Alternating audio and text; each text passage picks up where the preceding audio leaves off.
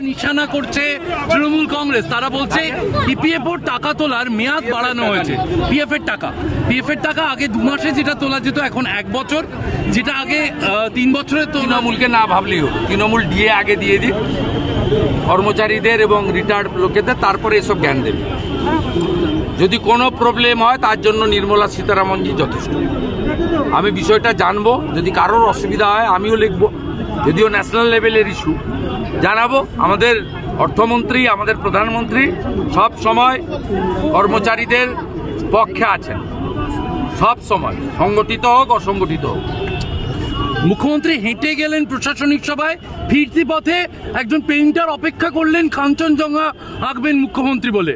তিনি এসে কাঞ্চনজঙ্ঘা আগে থেকে সাজানো, রাজীব কুমার আছে, দার্জিলিং এর এসপি আছে, প্রবীণ প্রকাশ, এগুলো সব সাজানো, রেডিমেড, আর্টিফিশিয়াল, নট ন্যাচারাল। ওখানে বেড়াতে গেছে, তো খিচ মেরি ফটো। নেপালি গোর্খা দিদিরা বোনেরা বলে ঘুমনে আনছি। মুখ্যমন্ত্রী সব ড্যাম ভেঙে দেওয়ার কথা বলছেন শুভেন্দু দা। ড্যাম সব ভেঙে দেওয়ার কথা বলছেন। ড্যাম ক্ষমতা থাকলে ভেঙে দেখান, ক্ষমতা থাকলে ভেঙে দেখান, আপনাকেই হাঁটাবো। নন্দীগ্রামে হারিয়েছি, ভবানীপুরে হারাবো, প্রাক্তন করব, আপনার ভাইপোকে জেলে পাঠাবো। আবার ভুটানকে নিশানা করলেন। উত্তরবঙ্গকে